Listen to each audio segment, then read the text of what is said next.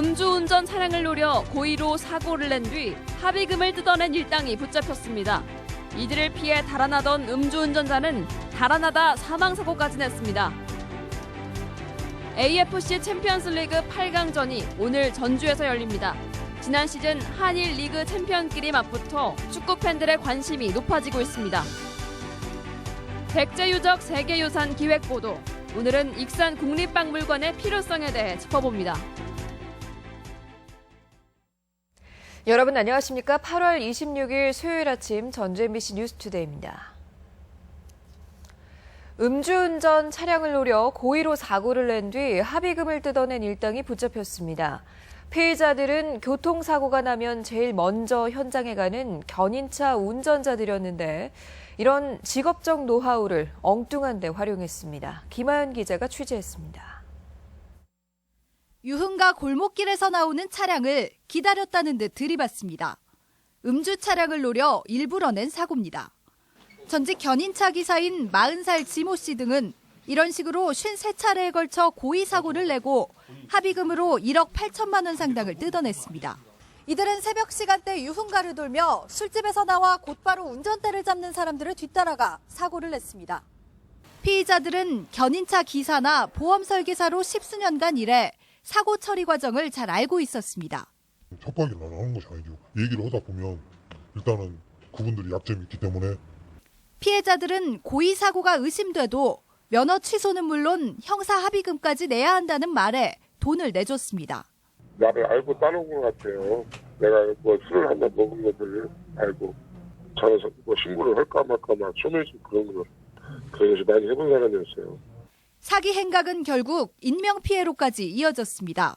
지씨 일당과의 1차 사고 후 음주 사실을 들키지 않기 위해 달아나던 한 운전자가 신호위반으로 사고를 냈고 상대 운전자인 20대 남성이 숨졌습니다. 범행이 탄로날까 봐 최근에는 가족이나 지인의 통장으로 개인 합의금을 받아서 경찰 수사망을 교묘히 빠져나갔습니다.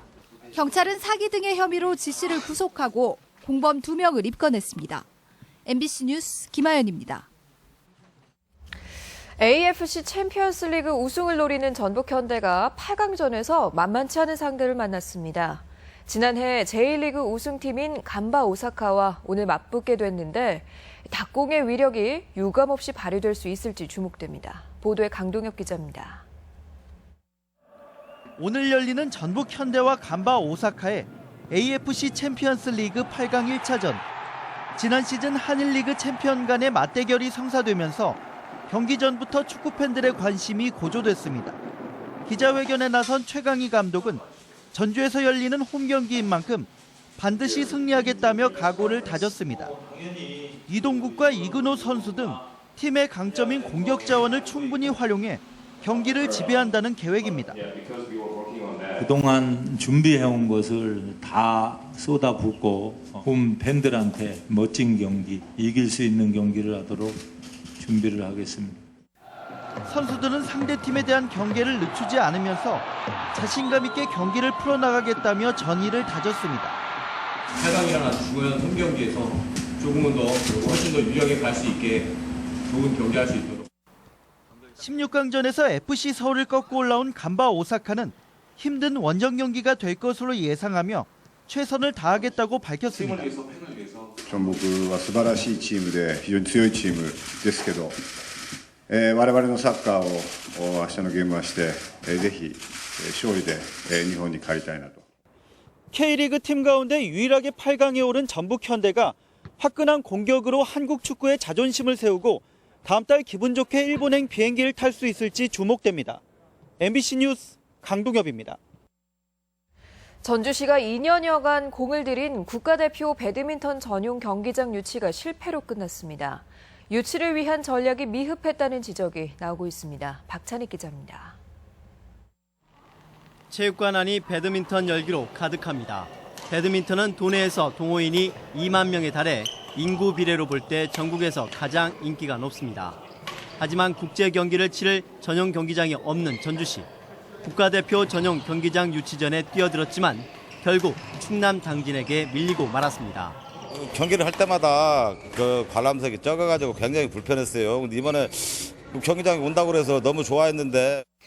국가대표 전용 경기장은 최대 24면을 갖추고 있어 연중 국내외 경기와 상비군 훈련 등 연간 240억 원의 부가가치가 기대됐습니다. 전주시는 지역에서 배출한 박주봉, 김문수 등 올림픽 금메달리스트를 내세워 당진시보다 1년 전부터 유치를 준비했습니다. 하지만 경기장 건립비 100억 원과 부지 무상 제공 등 당진시가 내건 파격적인 공세에 고배를 마셨습니다. 저희들 체육관을 지을 수 있는 예산이 확보를 돼야 되기 때문에 현재 당진에서 자기들이 갖고 있는 예산을 투입한다는 조건이 많이 먹힌 것 같고요. 배드민턴 전용 경기장의 필요성을 적극적으로 시민들에게 알리지 않고 유명 인사와 지역적 우위만 앞세워 유치 전략을 편 전주시의 안이한 태도 또한 지적을 받고 있습니다. MBC 뉴스 박찬익입니다. 영광 한빛 원전 방사능 누출 사고에 대비한 방제 계획이 수립됐습니다. 전라북도는 영광 원전 반경 5km에서 30km로 비상계획 구역이 확대됨에 따라 해당 지역 주민 보호를 위한 방제 시설과 물품을 추가로 확보하고 6군데인 구호소를 20군데 이상으로 늘리기로 했습니다. 이와 함께 24시간 감시를 위한 원자력 재난관리 시스템을 설치하고 원자력위원회와 함께 오는 10월 방제 훈련도 실시합니다. 벤처기업 규모 면에서 전북은 전국 최하위권인 것으로 나타났습니다. 벤처협회에 따르면 전국에서 연간 매출이 1,000억 원이 넘는 벤처기업은 모두 460개사인데 전북은 5개사에 불과해 강원, 제주, 세종시와 함께 최하위권에 머물고 있습니다.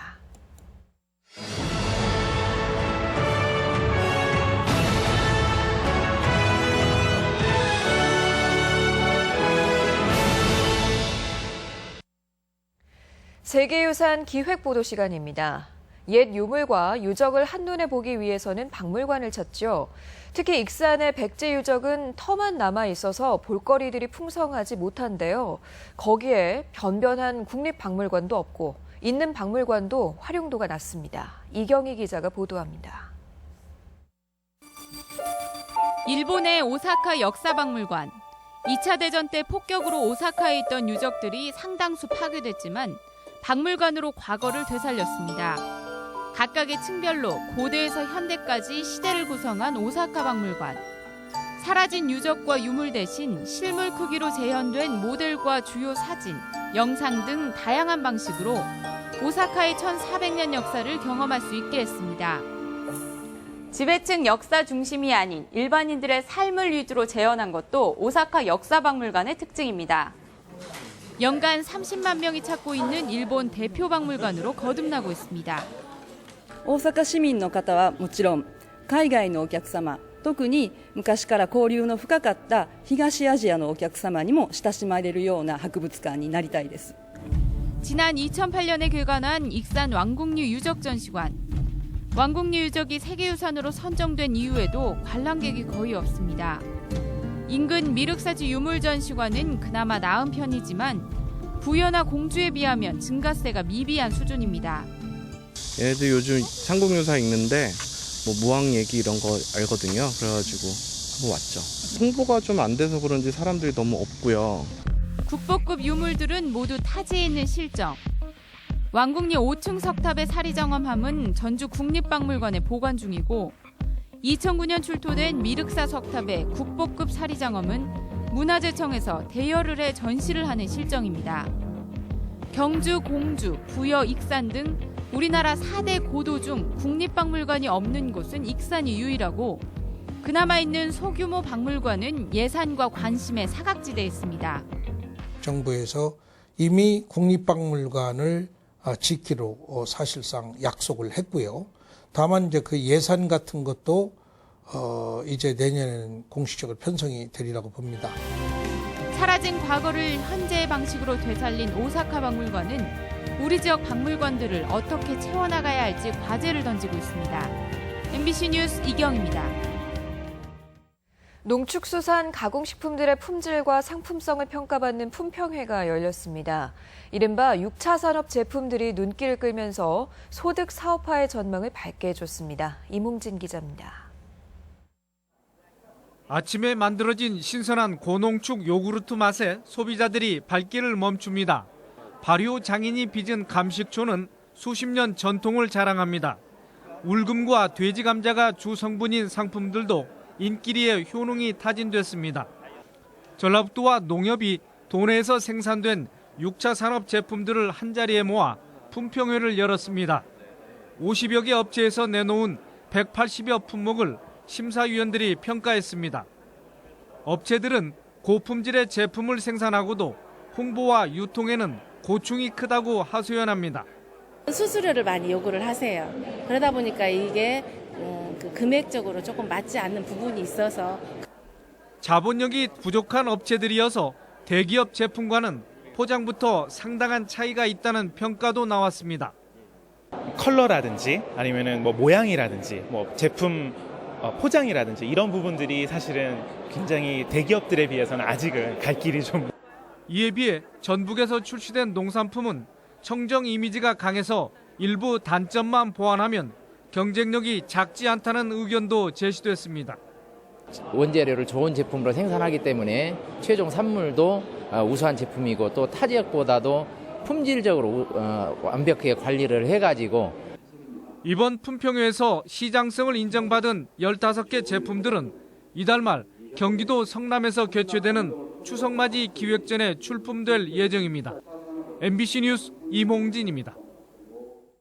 도내에서 재배된 농작물 가운데 시설 재배한 가지의 소득이 가장 높았던 것으로 나타났습니다.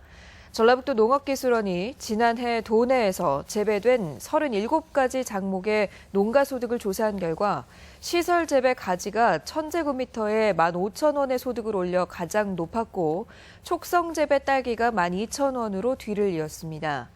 2013년과 비교했을 때 시설 가지와 장미, 겉보리 등 15가지는 소득이 올랐고 복분자와 시설 감자, 노지 포도 등 22개 작목은 소득이 줄었습니다. 순창의 농소고분에서 국내에서 최초로 금박글씨가 새겨진 목관이 발견됐습니다. 문화재청 국립나주문화재연구소는 지난해 말 발굴을 마친 농소고분의 관을 해체해 분석한 결과 목관 안쪽에 금가루로 쓴 고대 인도 문자인 범자 300여 자를 확인했다고 밝혔습니다. 출토 유물과 탄소연대 측정 등을 미뤄보아 고려시대 말에 쓰여진 것으로 추정되며 극락 왕생을 비는 목적으로 만들어 고위층의 무덤에 매장한 것으로 분석되고 있습니다. 전주시가 불법 부착된 벽보나 전단지를 수거해오면 보상하는 시민수거 보상제를 시행합니다. 전주시는 65세 이상 시민을 대상으로 불법 광고물을 수거해올 경우 종류와 크기에 따라 일정 금액을 보상하기로 했습니다.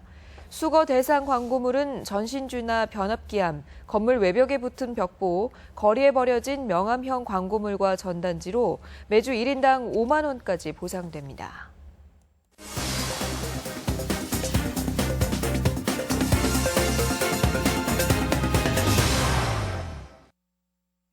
진안군이 홍삼 제품의 품질 고급화를 위해서 군수가 품질을 보증하는 품질 인증 마크를 시행하고 있는데 올해도 7개 업체에서 8개 제품이 새로 품질 인증을 받았습니다. 이 밖에 도내 시군 소식을 이흥래 기자가 종합했습니다. 진안군은 2012년부터 군수가 홍삼 제품의 품질을 인증하는 품질 인증제를 시행하고 있는데 올해에도 기존 업체를 포함해 7개 업체에서 8개 제품이 새로 품질 인증을 받아 품질 인증 제품은 44개 업체 48개 제품으로 늘어났습니다.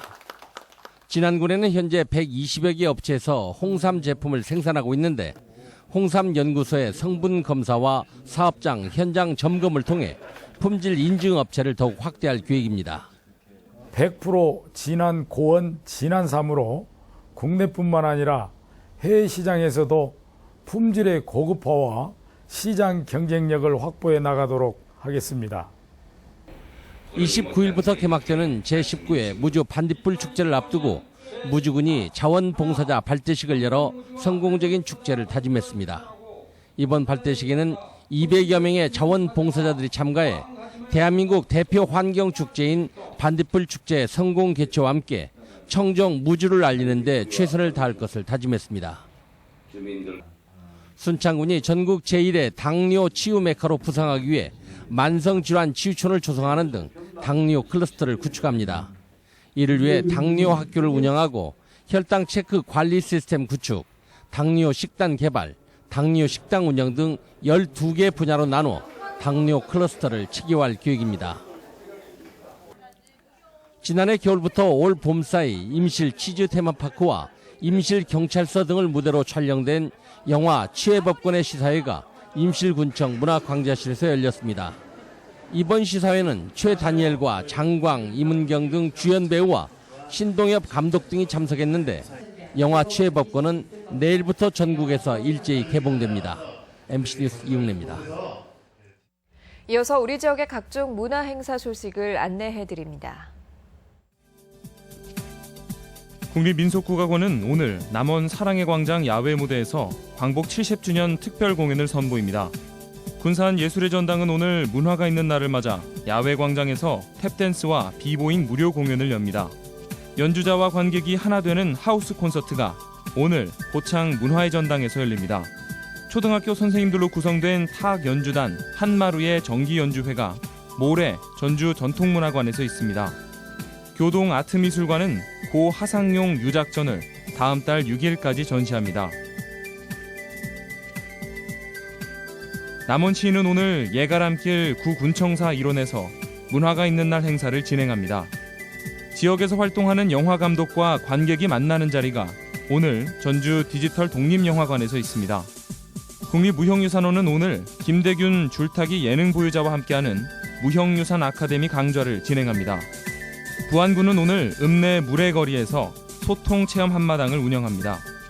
아름다운 다문화가정지원센터는 오늘 전주 아름다운 컨벤션 웨딩홀에서 교육생 수료식과 다문화 전통의상 발표회를 갖습니다. 끝으로 오늘 날씨 전해드립니다. 전라북도 지역은 태풍 고니의 영향에서 점차 벗어나면서 구름 많은 날씨가 이어지겠습니다. 낮 최고 기온은 25도에서 28도의 분포로 어제보다 조금 높겠습니다.